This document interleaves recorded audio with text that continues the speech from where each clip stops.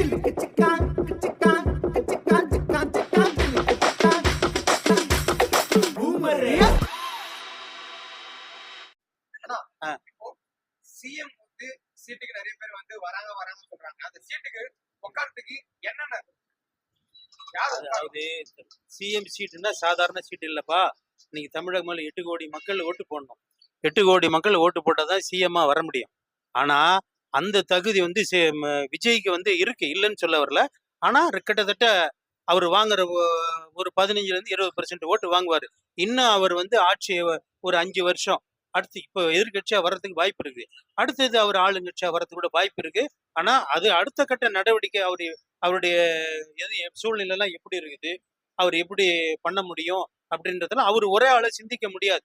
கூட அட்வைசருங்களை வச்சாதான் அவர் வந்து இன்னும் வருஷம் ஆகும். 5 வருஷம் இல்லை, 10 வருஷம் கூட ஆகும். ஆனா இன்னும் அவருக்கு அனுபவம் பத்தாது.